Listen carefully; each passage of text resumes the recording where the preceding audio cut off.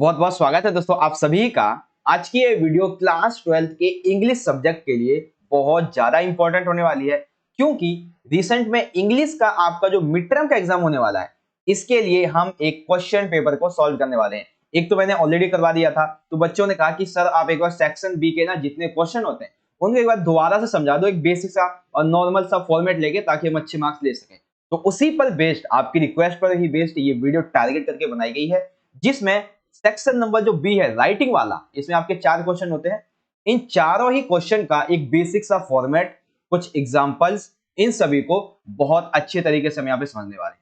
और इससे जो नेक्स्ट पार्ट रहेगा आपका सेक्शन नंबर सी का बना दूंगा, जिसमें आपको कुछ इंपॉर्टेंट क्वेश्चन हम बता देंगे, जिससे कि आप अच्छे से अपनी प्रैक्टिस कर पाओगे। ठीक है, तो चलिए इस वीडियो को शुरुआत करते हैं, जिसको लेकर टारगेट करके ये वीडियो बनाई गई है, सेक्शन नंबर बी। वैसे सेक्शन ए तो आपका हर एक क्वेश्चन पेपर में अलग ही होता है, तो बस आपको इतना याद रखना है कि 2 क्वेश्चन रहेंगे रीडिंग सेक्शन में, और ये 10-10 मार्क्स के रहेंगे। कुछ एमसीक्यू रहेंगे और कुछ एक जो है एक मार्क्स के, जिसमें आपको 1 वर्ड 1 पैरा ऐसे लिखना होगा। शुरुआत करेंगे हम अपने सेक्शन नंबर बी के प्रैक्टिस क्वेश्चन से। ठीक है, ध्यान से समझना, बहुत अच्छे तरीके से आपको बेसिक बेसिक सी नॉलेज देता चलूंगा, ताकि आप आसानी से हर एक चीज को कर पाओगे। ठीक है, देखिए सेक्शन नंबर बी में क्वेश्चन नंबर 3 रहेगा हमारा। यू आर भूमि एंड जीवन, आपका नाम भूमि है या फिर आपका नाम Jeevan, incharge of cultural club KBC public school, cultural club KBC public school Delhi, draft a notice for your school notice board inviting student to participate in the inter house dance competition, यानी कि आपके स्कूल की तरफ से एक inter house dance competition यहाँ पे organise किया जा रहा है। तो आपको बच्चों को इनवाइट करना है कि यहाँ पे आओ, पार्टिसिपेट करो इसके। ठीक है, तो अब देखो नोटिस का ना बेसिक से आपको फॉर्मेट बता देता हूँ कैसा होता है। सबसे पहले तो आपको क्या करना होता है, जो भी एनजीओ होता है, ठीक है, जो भी संस्था होती है, जो भी सोसाइटी होती है, उस सोसाइटी का नाम आप यहाँ पे सबसे पहले लिखते हैं। ठीक है, अभी देखो सोसाइटी के बारे में अगर बात आ गई है तो मैं आपको बता देता हूँ। जैसे मान लेते हैं, अभी एक क्वेश्चन पेपर मैंने अपलोड किया था थोड़ी देर पहले, जिसमें एक सोसाइटी थी आपकी residence welfare association of Ashoknagar, ये सोसाइटी थी आपकी अशोकनगर की। तो इसको कैसे लिखोगे, तो सेम ये जो सोसाइटी है, इस सोसाइटी का नाम आप यहाँ पे बिल्कुल ऊपर ही लिख दोगे। ठीक है, ऐसे लिख दिया आपने। वैसे ही आपका जो ऑफिशियल क्वेश्चन पेपर है इंग्लिश का, उसका क्वेश्चन है। ठीक है, अब जैसे स्कूल का नाम दिया हुआ है तो हमने स्कूल का नाम लिख दिया है। अब हमें स्कूल का नाम क्या दिया हुआ, केबीसी पब्लिक स्कूल, तो हम यहाँ पे क्या लिख देंगे, केबीसी पब्लिक स्कूल लिख देंगे। अगर नहीं दिया है तो आपकी मर्जी है, आप जो भी लिखोगे कुछ नहीं बिगड़ेगा। ठीक है, उसके बाद ठीक नीचे हम क्या लिखते हैं, नोटिस लिखते हैं, जिससे टारगेट होता है कि हाँ ये नोटिस है, पढ़ा जाएगा ऐसे। फिर यहाँ पे आपका टॉपिक क्या है, तो टॉपिक है हमारा आज का इंटर हाउस डांस कंपटीशन। देखो 4 नोटिस मैं आपको करवाऊंगा इस वीडियो में, 4 नोटिस बहुत अच्छे तरीके से, ताकि आपको आपकी प्रैक्टिस जो है वो बहुत अच्छी यहाँ पे हो जाएगी। ठीक है, चलिए, तो यहाँ पे हमने लिख दिया है अपना एनजीओ संस्था जो भी है नाम, उसके बाद लिख दिया है नोटिस, एंड देन हमने लिख दिया है यहाँ पे टॉपिक। अब टॉपिक के बाद में ना एक बेसिक सी लाइन आप याद रख लेना। यहाँ से मैं अभी आपको देखो ये जो पॉइंट है ना, ये वाले, इसमें बताने वाला हूं कुछ 1 से 2 ऐसे वर्ड जो सिर्फ आपको चेंज करने हैं, उसके अलावा आपको कुछ भी चेंज करने की जरूरत नहीं है। आप पूरा का पूरा ये नोटिस का फॉर्मेट है, इसको एज इट इज लिख सकते हो अपने एग्जाम में, बस जो बताऊंगा उसको चेंज कर देना आपके टॉपिक के अकॉर्डिंग। फॉर एग्जाम्पल देखिए, सबसे पहले तो हम पढ़ लेते हैं इसको। देखिए, all the students are hereby informed that an inter-house dance competition is going to be organized in our school 13th August 2022 10 AM in the school auditorium। क्या समझ में आया आपको? देखो मैं दोबारा समझाता हूँ आपको। सिंपल सा यहाँ पे ये है कि आपके स्कूल की तरफ से एक जो है इंटर हाउस डांस कॉम्पिटिशन रखा गया है। कब रखा गया है, 30 अगस्त 2022 को। किस समय, 10 बजे के आसपास, और कहाँ पे होगा, स्कूल ऑडिटोरियम में। तो आपने क्या देखा, एक तो टॉपिक, उसके बाद आपका जो टॉपिक से संबंधित वेन्यू है, डेट है, टाइम है, ये 3 से 4 चीजें आपको यहाँ पे लिखनी होती है। अगर आपको टाइम डेट वगैरह लिखने में दिक्कत होती है तो आप पता क्या करो, कि यहाँ पे ये जो मेरा टॉपिक है, कौन सा, इंटर हाउस डांस कॉम्पिटिशन, ये जो टॉपिक है, बस इसको आप चेंज कर देना, एज इट इज सेम यही लिख देना। आपका जो टॉपिक रहेगा उसको चेंज कर देना। फॉर एग्जांपल यहाँ पे नुक्कड़ नाटक कंपटीशन आता है, ड्राइंग कलर कंपटीशन आता है, सिंगिंग कंपटीशन आता है, इवनिंग हंटिंग कंपटीशन आता है, इस तरीके से। तो जो भी टॉपिक आएगा स्कूल के संबंध में किसी कंपटीशन के बारे में, सेम एज इट इज आप यही लिख दोगे। ठीक है, उसके बाद the winners will be selected eight zonal level. अगर क्वेश्चन में बोला गया है कि जोनल लेवल के लिए होगा या फिर सीनियर लेवल के लिए होगा, जो लेवल है वो, नहीं तो अगर नहीं दिया तो आप लिख देना अपनी मर्जी। Interested students may give their names to be undersigned participation latest by 15 August 2018 है।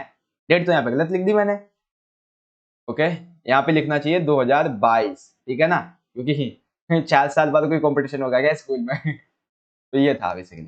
तो हमने यहाँ पे क्या लिख दिया है कि जो भी बच्चे इंटरेस्टेड हैं वो अपना नाम दे दें, किसको देना है, राम या सीता को, इंचार्ज कल्चरल क्लब, ठीक है। ये है एक बेसिक सा फॉर्मेट इंग्लिश के आपको नोटिस के लिए जब स्कूल में कोई कंपटीशन हेल्ड किया जाता है, रखा जाता है। अब देखो दूसरा क्वेश्चन क्या है, दूसरा क्वेश्चन है सोसाइटी के बारे में, कैसे, एज द प्रेसिडेंट। अच्छा एक सेकेंड, हम स्कूल के संबंध में यहाँ पे कंप्लीट कर दें तो एक क्वेश्चन और आपको कंप्लीट करवा देता हूँ। देखिए ये मैंने अभी आपको पिछली रिसेंट वीडियो में भी बताया था। The cultural club of Ved public school Noida is organising a talent hunt evening and eminent musician, एक सितार वादक will be guest of honour. अब देखो ये जो नोटिस है इसमें आपको एक गेस्ट को भी मेंशन करना होगा, ठीक है, गेस्ट को मेंशन करना होगा। तो सिंपल सा क्या रहेगा, ये जो पूरा का पूरा हमारा नोटिस था इंटर हाउस डांस वाला, ठीक है, इसमें हम क्या करेंगे, ये जो पॉइंट है ना, ये जहां पे हमारा वेन्यू वगैरह खत्म हो जाएगा उसके बाद हम उस गेस्ट को ऐड कर देंगे। अभी मैं आपको बताऊंगा कैसे ऐड करना है, ठीक है। आपका नाम मृदुला है, आप हैं secretary of the cultural club. चलिए देखते हैं कैसे लिखेंगे। ये रहा देखो, सिंपल सा जो हमारा एनजीओ स्कूल का नाम है वेद पब्लिक स्कूल है, नोटिस, डेट एंड टॉपिक। अब सिंपल सा वही लिख दिया हमने कि this is informed all the student that our school is going to be organise या फिर हेल्ड, इस तरीके से organise a talent hunt evening, same वही लिख दिया है हमने। ऑन कब होगा, 23 अक्टूबर 2022, और यहाँ पे टाइम लिख देना चाहिए था, ठीक है, एट मान लेते हैं 11 AM है, वट एवर जो भी टाइम है। उसके बाद वी आर फॉर्चुनेट, यानी कि हम बहुत ही ज्यादा भाग्यशाली हैं कि डॉक्टर कृष्णा शानी जो है वो एक सितार वादक हमारे साथ में जुड़ चुके हैं, बेसिकली वो इसके एक गेस्ट हैं। उसके बाद यहाँ पे हम लिख देंगे इंटरेस्टेड स्टूडेंट, सेम वही लिख दिया मैंने आपको, वही बताया, send their names to be undersigned for participation latest by this one, इस तरीके से। तो मैंने क्या किया यहाँ पे, अगर कोई गेस्ट आता है तो उसको यहाँ पे एक सेंटेंस में बीच में आपको रख देना है। कब रखोगे, आपको अपने डेट टाइम बताने के बाद में रख दो, सिंपल सा, ठीक है। अब कुछ भी आ जाता है, कोई सा भी गेस्ट आ जाता है, कुछ भी एजेंडा वगैरह वट एवर, आप इजीली लिख दोगे। तो ये है एक स्कूल के कॉन्टेक्स्ट में। वहीं अगर क्वेश्चन आ जाता है सोसाइटी के कॉन्टेक्स्ट में, तब देखो आप कैसे लिखोगे। सोसाइटी आ जाता है, कोई पार्लियामेंट मेंबर टाइप में आ जाता है, तब देखो, देखिए एग्जांपल लेते हैं। एज द प्रेसिडेंट, आप प्रेसिडेंट हैं of the residence welfare society Shalimar Bagh new Delhi, आप शालीमार बाग न्यू दिल्ली के एक बेसिकली प्रेसिडेंट हैं।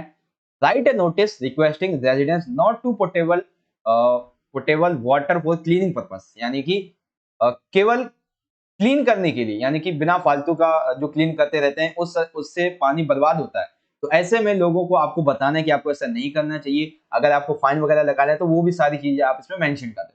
तो ये किसके संबंध में, एक सोसाइटी को टारगेट करके आपको कहना है कि आपको वाटर का इस तरीके से उपयोग नहीं करना है। तो चलिए टारगेट करते हैं वही सोसाइटी को और समझते हैं किस तरीके से।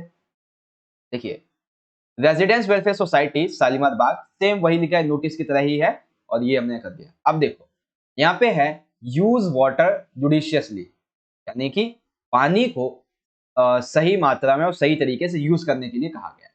अब देखो यहाँ पे आप ये भी ऐसे लिख सकते हो कि considering the acute shortage of water in the colony this summer all the residents of Indus colony JSK block, या जो भी आपको पॉइंट दिया है उसके बारे में, not to waste portable water cleaning their cars, और ये क्या है, विलंदास एंड ड्राइव वेस्ट इटीसी। ये तो देखो एक छोटा सा बेसिकली एक थोड़ा डिफिकल्ट वाला पॉइंट हो गया। एक छोटा सा यहाँ पे मैं आपको बताता हूँ जिसमें आप इजीली समझ जाओगे। देखिए ऑल दी मेंबर्स, आप समझ गए, all the members of the society, जो भी सोसाइटी के मेंबर्स है, ये तरीका मेरे को ज्यादा अच्छा लग रहा है कि all the members of the society are inform that. अब इसके बाद में हमारा जो टॉपिक है, फॉर एग्जांपल हमारा टॉपिक क्या है, वाटर के बारे में, यूज वाटर जुडिशियली, तो हम क्या कहेंगे कि वाटर जो पॉल्यूशन हो रहा है, जिसको वाटर का हम सही से उपयोग नहीं कर रहे हैं, क्लीनिंग के लिए जो अच्छा पानी है उसको उपयोग कर रहे हैं, ऐसा नहीं करना चाहिए। तो इस संबंध में आप इसे लिखो, तो कैसे लिख देंगे, हाँ यहाँ से considering the acute shortage of water in the colony, हमारी कॉलोनी में बहुत ही ज्यादा पानी का शॉर्टेज हो रहा है इस समर में।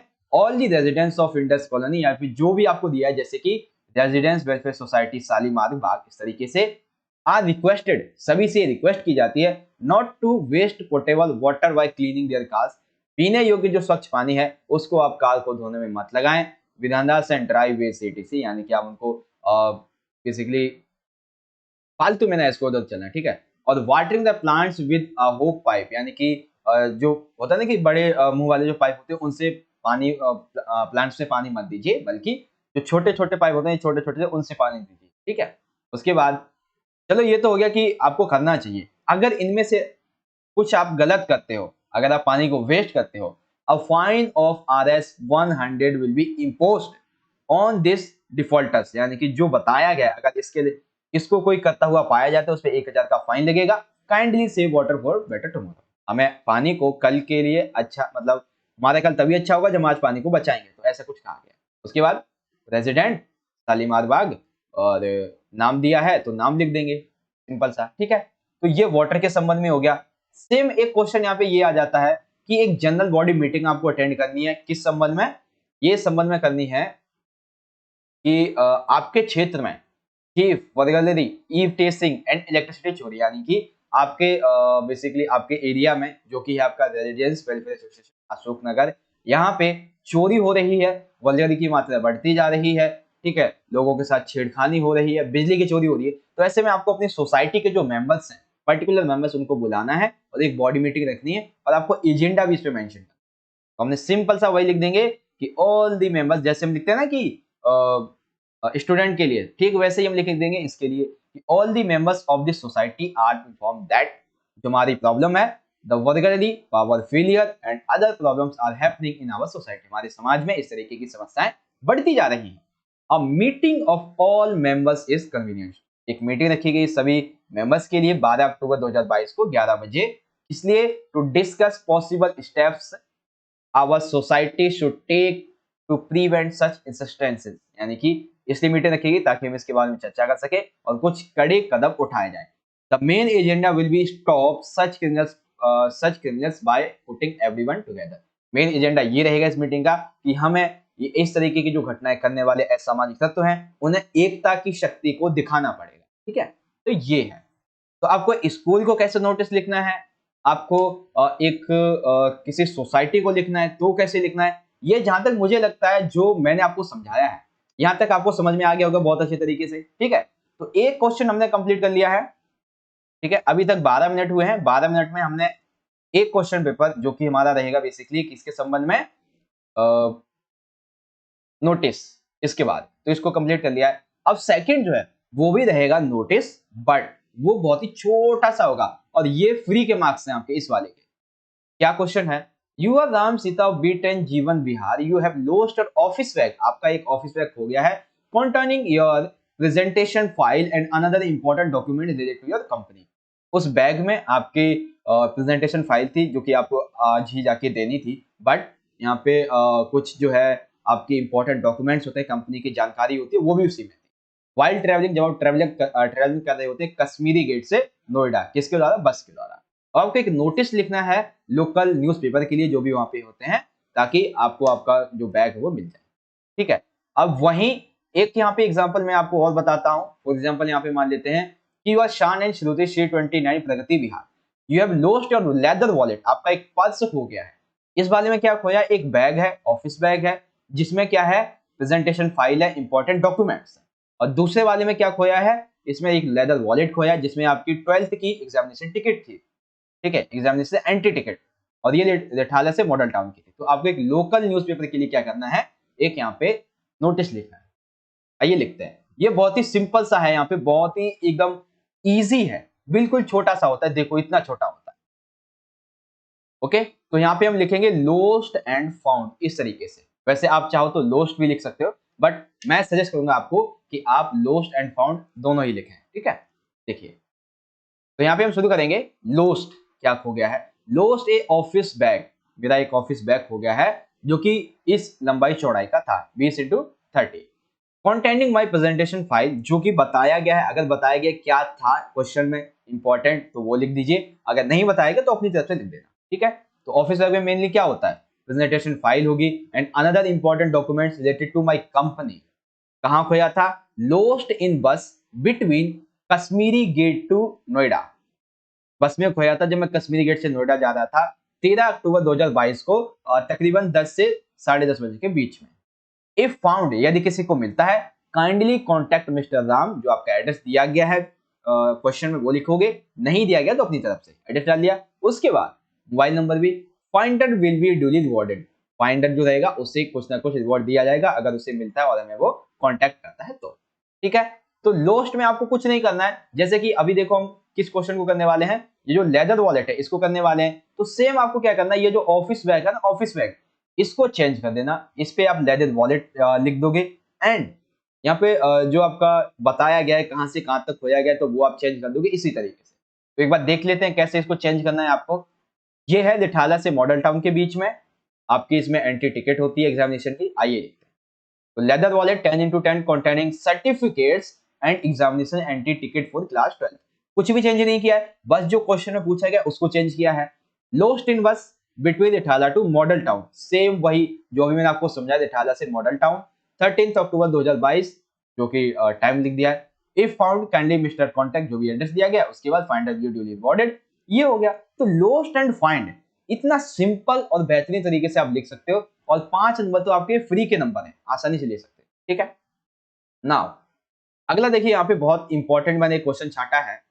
क्वेश्चन ये है कि you are Meena and Reena, आप मीना या रीना है, मीना बेसिकली यहाँ पे लड़के के संबंध में यूज किया गया है। S123 Kamal Nagar Delhi, you found a office bag. देखो मैंने क्वेश्चन इस तरीके से डिजाइन किया है कि यहाँ पे बैग खो गया है, तब आपको लिखना है लोस्ट के ऊपर, और इस वाले में आपको वही बैग मिल जाता है तो आपको उसी बैग के संबंध में यहाँ पे लिखना है एक फाइंड, फाइंड के संबंध में, ठीक है। और किसके लिए, अपनी सोसाइटी के लिए, और क्या कहना है उसके माध्यम से कि ऑनर जो है वो आके ले सकता है, बट उसे कुछ बातों को बताना पड़ेगा इस तरह से, ठीक है।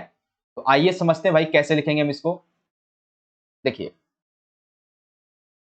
फाउंड ए बैग, ऑफिस बैग कहाँ मिला है, प्रगति विहार स्टेशन नंबर, यहाँ पे वैसे बस लिखना चाहिए था, ठीक है ना, क्योंकि जो जिसका खोया था वो बस ही था ना, तो यहाँ पे लिखेंगे बस स्टेशन, ठीक है। Found a office bag at Pragati Vihar bus stand number 2 on 20 October around 10:30 AM, यानी कि एक ऑफिस बैग मिला है प्रगति विहार के बस स्टैंड नंबर 2 पे 12 अक्टूबर को तकरीबन 10:30 के आसपास, ठीक है। The owner can take, owner ले सकता है जो भी है उसका, फ्रॉम द फाइंडर, उस जिसको मिला है उससे, लेकिन उसे पहले कुछ डिटेल्स उसके संबंध में प्रोवाइड करानी पड़ेगी, ताकि जो जिसको मिला है वो कम से कम कंफर्म तो कर पाएगा कि इसी का है या नहीं है, कि अदर कोई आके लेके जा रहा है। उसके बाद जो एड्रेस दिया गया वो लिख दोगे एंड फोन नंबर इसी लिख दोगे। तो ये बिल्कुल लोस्ट वाला जो है ना, मतलब फाउंड वाला, ये तो और भी इजी है। इसमें आपको बताना है क्या मिला है और कांटेक्ट करो, ले जाओ, एड्रेस डाल दो, बस 5 नंबर में लिखे। ये बहुत ही सिंपल सा लग रहा है मेरे को। वहीं एक लोस्ट यहाँ पे हमने क्या देखा है, एक लोस्ट में हमने देखा है कि आपका जो आपकी जो वॉच है, ठीक है, वो आपको मतलब आपको किसी की वॉच मिलती है रिसेस के टाइम पे आपके स्कूल में। तो हम स्कूल के लिए एक रिसेस टाइम पे लिख देंगे कि लोस्ट एंड फाइंड, तो फाउंड लिखेंगे, found a ladies watch, ladies man जो भी मिलती है, तो found a ladies watch in school canteen on 12 October at around 11:30 AM। कहाँ पे मिली है, कैंटीन में, रिसेस के टाइम पे मिली है 12 अक्टूबर को 10:30 बजे। The owner can take same as it is, वही चीज लिख देनी है, डिटेल्स प्रोवाइड करो और ले जाओ, मोबाइल नंबर एड्रेस बताओ, ठीक है। इस तरीके से आप इसे इजीली बता सकते हो। तो लोस्ट एंड फाइंड का इतना सिंपल सिंपल सा बेसिक सा फॉर्मेट होता है जो आपको 5-5 मार्क्स को फ्री में दिला देंगे, ठीक है। चलिए आगे चलते हैं अगले क्वेश्चन की तरफ। अब यहाँ पे जो क्वेश्चन है, यहाँ पे क्या है, यहाँ पे क्या है, यहाँ पे है आपका क्या कहते हैं, लेटर है बेसिकली। तो लेटर के संबंध में एक लेटर मैं आपको ऑलरेडी करवा चुका हूँ, ठीक है। तो लेटर यहाँ पे देखिए क्या है, एक में आपको लिखना है, पोस्ट है आपकी स्पोर्ट टीचर की, ठीक है, स्पोर्ट टीचर के लिए लिखना है, और एक में है इंग्लिश टीचर के लिए, ठीक है। और वहीं यहाँ पे एक टॉपिक है मार्केटिंग रिप्रेजेंटेटिव के लिए है, और यहाँ पे एक जो है वो है यहाँ पे वही सेम के लिए। मतलब मैं आपको 2 क्वेश्चन यहाँ पे करके बताने वाला हूँ, मार्केटिंग के संबंध में और एक हिंदी टीचर के या फिर स्पोर्ट टीचर के संबंध में। तो यहाँ पे हम बात करने वाले इंग्लिश, चाहे इंग्लिश हो स्पोर्ट्स हो, Hindi, science, social science, mathematics, whatever. School से संबंधित किसी वैकेंसी की बात आएगी या फिर ऑफिस से संबंधित, एक बेसिक सा फॉर्मेट आपको समझा दूंगा, आप समझ जाएंगे। चलिए तो लिखते हैं भाई। यहाँ पे सबसे पहले हम लिखेंगे अपना एड्रेस। इन 3 लाइनों में क्या आएगा, जो भेज रहा है, ठीक है, यानी कि यहाँ पे आएगा भेजने वाले का एड्रेस। फॉर एग्जांपल यहाँ पे बोलते हैं इसको सेंडर एड्रेस। तो सेंडर एड्रेस में क्या दिया हुआ है हमको, सेंडर एड्रेस हमको दिया हुआ है ये रहा, देखो J10 यमुना विहार दिल्ली। तो हमने लिख दिया J102 यमुना विहार दिल्ली। कब लिखा है, तो हमने भैया इसको 18 अक्टूबर को लिखा है, जो कि आज डेट है। इसको लिखना है, देखो अगर क्वेश्चन में दिया गया है तो क्वेश्चन में यहाँ पे दिया गया है कि आपको लिखना है प्रिंसिपल को। अगर नहीं दिया गया है तो आप कुछ भी लिख सकते हो, जैसे कि एचआर मैनेजर जो है वो उसमें भी होता है हमेशा, ठीक है। तो हमने यहाँ पे लिख दिया the principal KBS government school and Delhi. अब यहाँ पे समझते हैं इसके सब्जेक्ट के बारे में, ठीक है। तो सब्जेक्ट कैसे लिखोगे, जो भी आपका पॉइंट है, जैसे कि यहाँ पे हमारा सब्जेक्ट क्या है, application for post of English teacher, ठीक है, इंग्लिश टीचर के लिए पोस्ट के संबंध में। अब एक बेसिक सा फॉर्मेट फिर से आपको समझाता हूँ कि ये जो पॉइंट है यहाँ पे, ये वाले, इसमें से भी आपको बिल्कुल कुछ नहीं चेंज करना है, एक से दो चीजें चेंज करनी है, मैं आपको बता देता हूँ क्या क्या, और एज इट इज सेम यही आप याद करके अपने एग्जाम में लिख सकते हो, बट आपका जो टॉपिक रहेगा उसे चेंज कर देना। For example, in response your advertisement in the Hindustan Times dated 17th अक्टूबर 2022। एक चीज और हमेशा याद रखना कि यहाँ पर जो आप एड्रेस डालते हो, एड्रेस मतलब डेट डालते हो एड्रेस के नीचे, वो डेट इस वाली डेट से ना 1 या 2 दिन आगे होनी चाहिए, क्योंकि एडवर्टाइजमेंट पहले आ चुका होता है, उसको देख कर आप रिप्लाई कर रहे हो। तो सेम लिख दिया 17 अक्टूबर 2022 को full post of English teacher, ठीक है, इंग्लिश टीचर के लिए पोस्ट के लिए जो आपका एडवर्टाइजमेंट आया था उसके रिस्पॉन्स में मैं ये आपको लिख रहा हूँ। I hereby offer my candidature for the same, यानी कि मैं अपने आप को इसके लिए प्रदर्शित करता हूँ basically. I possess request qualifications and experience. इस पद के लिए जो भी क्वालिफिकेशन चाहिए, जो एक्सपीरियंस चाहिए, वो मेरे पास है। I want to join your schools to fully utilise my potential. मैं अपने तरफ से इस स्कूल को ज्वाइन करना चाहता हूँ, ताकि मैं अपना कर्तव्य जो है अपने पूरी दिल लगी से, अपने सहन क्षमता से, अपने उत्साह से स्कूल के लिए अपने टाइम को यूटिलाइज कर सकूँ। यू मे कॉल मी, आप मुझे कॉल कर सकते हैं for an interview on any date as per your convenience. आप मुझे कभी भी कॉल कर सकते हैं आपके कन्वीनियंस के अकॉर्डिंग इंटरव्यू के लिए। I shall be able to my join my duties in 1 month. मैं अपनी ड्यूटीज को 1 मंथ के जैसे नोटिस अप्रूव होता है, ठीक उसके 1 मंथ के बाद में ऐड कर लूंगा। And I am enclosing my detail resume all personal. तो आपने देखा यहाँ पे, अगर ये तो आप तो सिंपल सो आप लिख ही दोगे, लेकिन अगर यही क्वेश्चन किसी अन्य टॉपिक पे आ जाए, फॉर एग्जाम्पल यहाँ पे क्या है, यहाँ पे है एक स्पोर्ट टीचर के संबंध में, तो आप क्या चेंज करोगे, सिर्फ एक वर्ड इंग्लिश की जगह आप लिखोगे स्पोर्ट टीचर, ठीक। और वहीं अगर क्वेश्चन आ जाता है, देखिए क्वेश्चन आ जाता है यदि मार्केटिंग रिप्रेजेंटेटिव के संबंध में, ठीक है, और इसमें किसको लिखना है, एचआर को। तो मार्केटिंग रिप्रेजेंटेटिव के लिए आप क्या करोगे, जैसे हमने यहाँ पे प्रिंसिपल लिखा था, यहाँ पे एचआर मैनेजर आपने चेंज कर दिया, और उसके बाद जो पोस्ट है आपकी, यहाँ पे आप क्या लिख दोगे, मार्केटिंग रिप्रेजेंटेटिव, और यहाँ पे स्कूल की जगह जो कंपनी का नाम है वो लिख दोगे। बस ये 2 वर्ड आपको चेंज करने हैं, और एक वो एड्रेस के नीचे जो जिसे लिखना है प्रिंसिपल और एचआर मैनेजर, वो चेंज कर दोगे। बस कुछ भी चेंज नहीं करना अभी तक, यही 1 से 2 चेंज जो आपका टॉपिक है उसको चेंज करना है। उसके बाद thank you Jagdish Jugni detail resume. उसके बाद यहाँ पे बायोडाटा में सबसे पहले आप नाम, father, date, age, hobbies, language लिख देते हो। फिर आपको यहाँ पे कुछ एजुकेशन क्वालिफिकेशन लिखनी होती हैं। अब देखो जैसे इंग्लिश की बात हुई है, तो यहाँ पे आपको कुछ क्वालिटीज, कम से कम 2 क्वालिटी, 2 एजुकेशन इंग्लिश ऑनर्स के बारे में लिखनी होंगी, जैसे कि 10th एंड 12th तो सभी को पता है, सीबीएसई, आरबीएसई, एचबीएसई, जेसी बोर्ड, जहां से भी किया, बट मैन है इंग्लिश का, तो इंग्लिश में आपने इंग्लिश ऑनर्स कर रखी है graduate, and MA English honours से कर रखी है विद 98-95% के साथ में। वहीं अगर यहाँ पे बात होती है किसी स्पोर्ट टीचर की, ठीक है, जैसा कि यहाँ पे कहा गया है, तो स्पोर्ट टीचर के लिए हम क्या कहेंगे, यहाँ पे मैंने ऐड किया है BA sport honours, sport training course and sport diploma, ठीक है, इस तरीके से स्पोर्ट के बारे में लिख दिया। वही हिंदी टीचर के लिए आ जाता, तो हिंदी टीचर के लिए हम लिख देते graduation with Hindi honours, graduation with Hindi, MA with Hindi honours. वहीं अगर मार्केटिंग रिप्रेजेंटेटिव की बात आ जाती है, तो हम क्या लिख देंगे इसमें कि बिजनेस स्टडीज, इस तरीके से बीए ऑनर्स, एमए ऑनर्स, बहुत सारी चीजें होती हैं तो इस संबंध में। वहीं फिर आ जाता है आपका अगला टॉपिक, यहाँ पे क्वालिफिकेशंस के बारे में। तो qualification core training course, sport diploma, work as a English guest teacher ABC, और वहाँ के उसके बाद फिर नेगोशिएबल है प्राइसेस, सैलरी वगैरह। रेफरेंसेस आपको दो बंदों के जरूर लिखने हैं। आपकी संस्था से संबंधित स्कूल में आप जो आ रहे हो तो स्कूल के किन्हीं 2 व्यक्तियों के नाम लिख दो, प्रिंसिपल वगैरह जो भी आ जाते हैं। भैया यदि आप किसी कंपनी में जा रहे हो, जैसे कि मार्केटिंग रिप्रेजेंटेटिव हमारा टॉपिक है, तो आप उसके संबंध में किसी ऑफिस के बंदों के बारे में लिख दो। ठीक है, तो एक छोटे छोटे से बेसिक से कॉन्सेप्ट है जो कि आपको समझाने जरूरी थे। आई होप आप समझ भी गए होंगे। तो यहाँ पे हो गया ये हमारा कंप्लीट। अब आपको चाहे English teacher, Hindi teacher, sport teacher, चाहे मार्केटिंग रिप्रेजेंटेटिव, वहीं hospitality management, office staff, even किसी के लिए भी आ जाता है, आप आसानी से इस जॉब लेटर को लिख पाओगे, जहां तक मुझे लगता है, क्योंकि मैंने आपको समझा दिया है उतना जितना आपको अच्छे से समझाना चाहिए। ठीक है बच्चों, चलिए अब यहाँ पे क्वेश्चन नंबर 6 जो है वो रहेगा आपका आर्टिकल का। तो आर्टिकल के संबंध में देखिए मैं आपको बेसिक से कुछ कॉन्सेप्ट यहाँ पे समझा देता हूँ कि आर्टिकल आपको लिखते समय किन किन बातों का ध्यान रखना चाहिए। टोटल देखो आर्टिकल जो है 5 मार्क्स का आपका आने वाला है। तो आपको कितने वर्ड में लिखना है, 150 से 200 वर्ड, यानी कि आपका जो आंसर शीट होता है ना, उसका जो ये वाला फ्रंट पेज होता है, एक तो ये और एक इस साइड वाला, बस इतना आपको लिखना है। अगर आप लिख सकते हो, बाकी आप मैं सजेस्ट करूंगा कि आप एक साइड ये और आधा साइड ये वाला, बस इतना लिख देना, मार्क्स मिल जाएगा, नहीं कटेगा। अब देखो यहाँ पे मेन चीज क्या है कि आर्टिकल के संबंध में हमें 4 मुख्य बातों को याद रखना होता है। सबसे पहले तो हमें जो है अपना टॉपिक लिखना होता है और उसके नीचे किसके द्वारा ये लिखा गया है उसके बाद। तो यहाँ पे हमारा टॉपिक क्या है, इस क्वेश्चन का टॉपिक है दिल्ली पॉल्यूशन के बारे में, जो कि डे बाय डे ग्रो होता जा रहा है।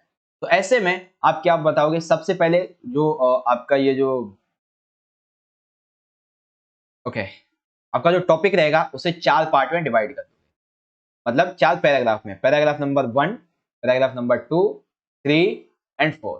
पैराग्राफ 1 में जो है वो आप 3 से 4 लाइनें लिखोगे अपने टॉपिक के बारे में, आप उसको इंट्रो दोगे। ठीक है, सेकंड पैरा में आप बताओगे उसके रीजंस क्या है, एंड थर्ड में आप बताओगे उसके क्या क्या इफेक्ट पड़ते हैं, एंड फोर्थ में आप बताओगे उसके रीजंस।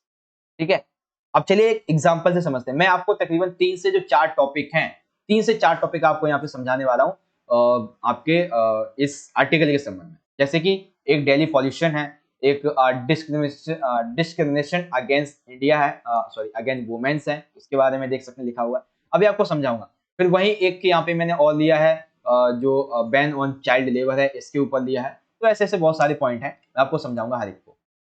तो सबसे पहले हमने क्या किया है, Delhi pollution a major question by Shyam and Shyamli, जो भी नाम दिया गया है। शुरुआत हमने कैसे की है, शुरुआत हमने की है in May 2014 World Health Organization declared new Delhi as the most polluted city of the world. आपने पॉलिटिकल में पढ़ा होगा, हिस्ट्री में भी पढ़ा होगा कि 2014 में WHO की बेसिकली होता है ना कि रिपोर्ट निकालते हैं, तो इस रिपोर्ट के अकॉर्डिंग दिल्ली को दुनिया का सबसे बड़ा पॉल्यूटेड हब माना गया है। Delhi's pollution has been growing great concern over the years, यानी कि बहुत तेजी से पिछले सालों में बहुत तेजी से इसका पॉल्यूशन बढ़ा है। Environmental problems in the Delhi are big threat to Delhi's inhabitants and to the flora and fauna as well। यानी कि दिल्ली की ये जो प्रॉब्लम है एनवायरमेंट की, ये केवल लोगों के लिए नहीं बल्कि यहाँ पे जो फल फूल हैं, पेड़ पौधे, उन सभी के लिए बहुत ज्यादा खतरनाक साबित हो रहा है। ठीक है, तो क्या है बेसिकली ये एक कंसर्न हमने दे दिया किसके संबंध में, कि हमारा टॉपिक क्या है। आइए समझते हैं इसके रीजंस को। देखिए, the city suffers from the air pollution caused by road dust and the gases emitted by vehicles and industries। Roads जो है वो बेसिकली पॉल्यूटेड क्यों हैं, क्योंकि यहाँ पे मोस्टली एयर पॉल्यूशन देखा जाता है। रोड पे डस्ट उड़ने की वजह से जितनी भी इंडस्ट्री वगैरह होती है वो गैसेस जो होती है हानिकारक वो निकालती है, काला काला धुआं निकलता रहता है फैक्ट्रियों से, उससे बहुत ज्यादा पॉल्यूशन फैलता है। Most of the small scale industry do not have waste treatment plants as the result they directly throw liquid waste into river Yamuna contaminating its water. यानी कि जो छोटे छोटे स्मॉल स्केल पे छोटे छोटे उद्योग होते हैं, उनके पास अपने जो भी प्रदूषित जल होता है या वेस्ट मटेरियल होता है, उसको इनके पास रिसाइकल करने का कोई ऑप्शन होता नहीं, अगर होता भी है तो ये लाते नहीं है। तो ऐसे में वो इस सभी वेस्टेड मटेरियल को क्या करते हैं, किसी नदी में फेंक देते हैं, किसी कोई नहर वगैरह होती है बड़ी सी नदी, उसमें इसको फेंक देते हैं। तो ऐसे क्या होता है, फॉर एग्जाम्पल यहाँ पे बताया गया यमुना के बारे में, यमुना रिवर के बारे में बहुत ज्यादा पॉल्यूटेड हो चुकी है। These industries release toxic elements which cause groundwater contamination। यानी कि ये छोटे छोटे इंडस्ट्रीज होते हैं, ये सभी ऐसे टॉक्सिक जो एलिमेंट्स हैं उनको यहाँ पे इंक्रीज करते हैं, जो कि बहुत ही ज्यादा खतरनाक यहाँ पे वाटर के संबंध उसको पॉल्यूटेड कर देती है। ठीक है, चलिए देखिए, हमें टाइम से मतलब नहीं है, हमें मतलब है हर एक चीज को अच्छे से समझने से। आधा घंटा हो गया, 10 से 15 मिनट और लगेंगे, आपको ये सारी चीजें समझ जाए। Small hospitals and private nursing homes do not do एक second do to have agreements to treat hospital waste and it is shown in the open air causing air pollution। यानी कि जितने भी छोटे छोटे हॉस्पिटल्स हैं या फिर प्राइवेट हॉस्पिटल्स हैं, इनकी जिम्मेदारी होती है कि ये अपना जो भी अशुद्ध मटेरियल होता है उसका रिसाइकल करें या फिर उसको सही जगह पे फेंक करें, बट वो ऐसा नहीं करते हैं। There should be a certain policy, इनके लिए एक पॉलिसी होनी चाहिए for suffocation, atmospheric pollution, biomedical waste, domestic refuse and water and sewage treatment. यानी कि इन हॉस्पिटल्स, इन इंडस्ट्रीज और जितने भी ये जो कूड़ा कचरा वगैरह फैलाते रहते हैं, इनके लिए पर्यावरण की नीति, बायोलॉजिकल वेस्टेज जो होता है मटेरियल, उसके लिए इन्हें मशीनें वगैरह मिलनी चाहिए या कोई इनके पास रखनी चाहिए, और प्रदूषण के संबंध में जो लॉ है वो यहाँ पे स्ट्रिक्टली क्रिएट करने चाहिए। ठीक है, उसके बाद an action plan is needed, हमें एक्शन लेना पड़ेगा in the order to encourage public participation in the environmental problems, यानी कि पब्लिक के पार्टिसिपेशन के संबंध में। ऑर्डर इवन नंबर आपको पता होगा कि आया था दिल्ली में ऑर्डर इवन नंबर, वो काफी अच्छा साबित हुआ था, और फिर वही इस तरीके से हम इसको निकाल सकते हैं पॉलिसी। तो आपने समझ लिया ना कि किस तरीके से लिखोगे। वहीं एक आपको मैं टॉपिक और बता देता हूँ, वो वन टॉपिक है यहाँ पे, one on ban on child labour. तो चाइल्ड लेबर को बैन करने के लिए देखिए यहाँ पे विपिन एंड विनीता ने लिखा हुआ है, इसको भी हमें 4 पार्ट में बांट दिया है। ये है क्या, उसके कारण क्या है, एंड उसके प्रभाव और उसके परिणाम। इसको मैंने आपको पहले भी बता रखा है, मैं दोबारा पढ़ के आपको समझा देता हूँ।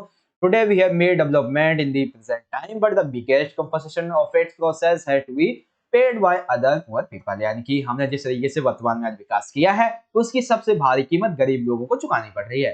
Today force wages increasing day by day, आज वर्तमान में बाल मजदूरी बहुत तेजी से बढ़ती जा रही है। Children below the age of 14 year engaged in various variety of jobs in homes, hotels, garages and factories। यानी कि जो चिल्ड्रन 14 साल से कम उम्र के हैं वो मैंने देखे हैं जो कि फैक्ट्रीज, होटल्स, होम्स या फिर गराजेस में काम करते हुए। Also lakhs of children work as a child labours and are deprived of school education. यानी कि तकरीबन लाखों की संख्या में बच्चे इस चाइल्ड लेबर के ये जो फैशन होता है इसमें पहुंच चुके हैं, जिसकी वजह से वो एजुकेशन से दूर होते जा रहे हैं। ठीक है, उसके बाद देयर आर मैनी रीजंस, इसके बहुत सारे रीजंस हैं for this problem, like poverty is one of the man. यानी कि ये बाल मजदूरी का सबसे बड़ा अहम कारण है गरीबी। Other reason are parents are illiterate. यानी कि अदर रीजन ये है कि जो पेरेंट्स हैं वो अशिक्षित है, तो उन्हें इस बाल मजदूरी के बारे में, बाल मजदूरी से बच्चे पर क्या प्रभाव पड़ेगा, उनके परिवार पे क्या प्रभाव पड़ेगा, उनको पता नहीं चलता है। They are paid low wages, यानी कि उन्हें जो है वो डेली बेसिस पे कुछ पैसे मिलते रहते हैं, इसी बेस पे वो है काम करते रहते हैं। एजुकेटेड पीपल, जितने भी एजुकेटेड पीपल हैं, अपर एंड जो मिडिल क्लास के लोग हैं जिनके पास उद्योग धंधे, वो क्या करते हैं, इन छोटे छोटे बच्चों को अपने काम पर लगा देते हैं और थोड़े मोड़े छोटे छोटे पैसों के बिहाफ पर। एंड द लॉ रिलेटेड, जो लॉ बनाए गए इस बाल मजदूरी के श्रम के संबंध में, वो स्ट्रिक्ट नहीं है, इसकी वजह से ये तेजी से बढ़ती जा रही है। तो ये हो गए इसके बढ़ने के रीजन।